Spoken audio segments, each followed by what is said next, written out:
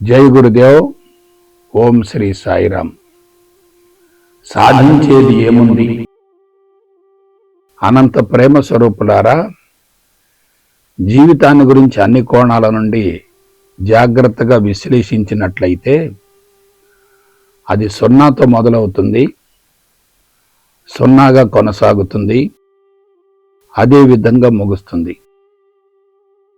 మనం ఖాళీ చేతులతో వచ్చాం, అదే విధంగా జీవితం ముగుస్తుంది. జీవిత కాలంలో మనం పొందింది అంతా ఇక్కడే వదిలివేసి వెళతాం కదా. జీరోగా జీవితం కొనసాగుతుంది అని తెలిసినట్లయితే వచ్చిన దానికి పొంగిపోయేది ఉండదు, పోయేదానికి కృంగిపోయేది ఉండదు. అకౌంట్ బ్యాలెన్స్గా ఉందని తెలిస్తే మనసు ప్రశాంతంగా ఉంటుంది. పశువులు, పక్షులు, క్రిములు, కీటకాలు ఆరోగ్యంగా జీవితాన్ని కొనసాగిస్తున్నాయి కదా. వానికి ఎటువంటి ఆరాటం, పోరాటం లేదు కదా. అన్నీ తెలిసిన మానవుడే అన్ని విధాల బలహీనపడుతున్నాడు కదా. వాస్తవానికి ఏదో సాధించాలి అనే ఆలోచనే అన్ని అనర్థాలకు మూలం కదా. అందువల్ల మానవుడు అన్నీ తెలిసిన అంధుడవుతున్నాడు. కేవలం విచక్షణ కోల్పోవడమే ప్రమాదకరంగా మారింది. ఎవరైతే నేను జీవితంలో సాధించవలసింది ఏమీ లేదు అనే భావంతో జీవించగలుగుతారో వారు అన్ని విధాలా ప్రశాంతంగా ఉండగలుగుతారు. సాధించింది, సాధించేది, సాధించబోయేది మాయ అని తెలిసిన వ్యక్తికి పొంగిపోవడం, కృంగిపోవటం అనేవి ఉండవు. అతని జీవితం అన్ని విధాలా ప్రశాంతంగా కొనసాగుతుంది. అంతకు మించిన అదృష్టం ఏముంటుంది?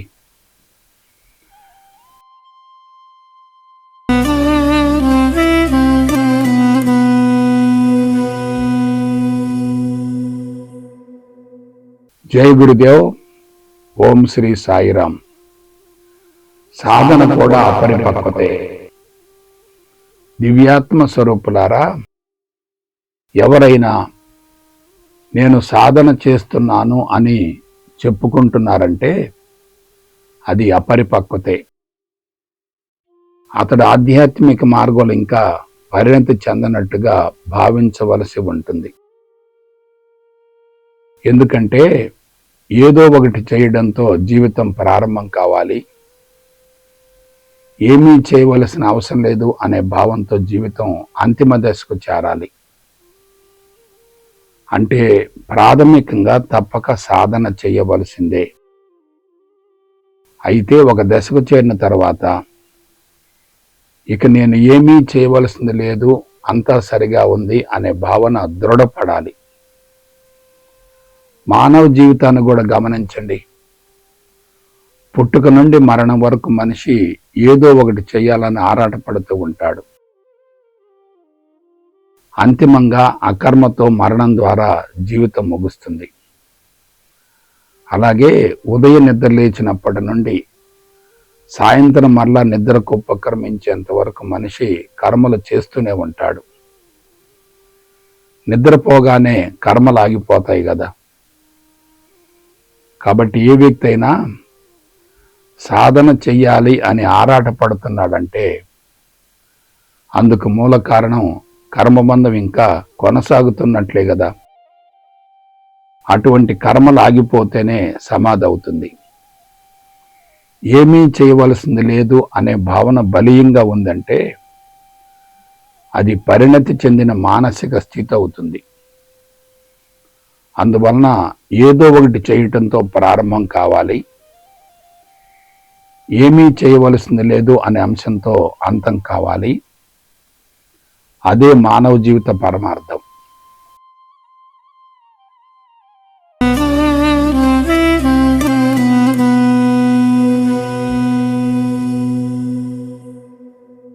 జై గురుదేవ్. ఓం శ్రీ సాయిరామ్. ఏమీ చేయకుండా ఉండటమే సాధన. దివ్యాత్మ స్వరూపులారా, సాధన అనే పదంలో కర్మ అనే అంశం ఇమిడి ఉంటుంది. కర్మ చేయడం అంటే తప్పక శక్తి ఖర్చు అవుతుంది. పైగా ఆ కర్మకు తప్పక ఫలితం ఉంటుంది. దానినే కర్మఫలం అంటారు. సాధన బాగా కుదిరింది అనే భావన ద్వారా ఉత్తమ కర్మఫలం, కుదరలేదు అనే భావన ద్వారా చెడు కర్మఫలం సంక్రమించినట్లుగా భావిస్తారు.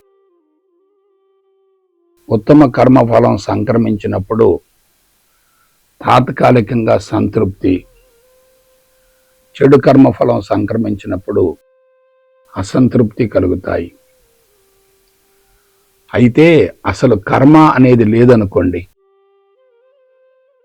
అప్పుడు కర్మఫలం కూడా ఉండదు కదా. తృప్తి అసంతృప్తులకు అవకాశం కూడా ఉండదు కదా. కానీ అసలు కర్మలు చేయకపోతే శారీరక అవసరాలు తీరేదెలా? కుటుంబ పోషణ ఎలా కొనసాగుతుంది? కుటుంబ అవసరాలను తీర్చలేం కదా. అందువలన సాధనలో ఏమీ చేయకుండా ఉండే స్థితిని ప్రయోగపూర్వకంగా అనుభవించాలి. ఆ స్థితి నుండి అన్ని దైనందిన కార్యక్రమాల్లో చురుగ్గా పాల్గొనాలి. దానినే నైష్కర్మ్య స్థితి అంటారు. స్థితికి చేరటం కోసం తప్పక సాధన అవసరమే. స్థితికి చేరిన తర్వాత ఇక ఎటువంటి సాధనలు చేయవలసిన అవసరం లేదు. జీవితమే సాధనగా మారుతుంది. నేను చేస్తున్నాను అనే భావన ఉండదు. అట్టి స్థితిలో కర్మఫలానికి అవకాశమే లేదు. కర్తలేని కర్మలు జరుగుతాయి. ఇది మానవ జీవితంలో ఆధ్యాత్మిక మార్గంలో అత్యంత పరాకాష్ఠ స్థితి. దానినే ముక్తి లేక మోక్షం అంటారు. మానవ జీవిత పరమార్థం అంటే అదే.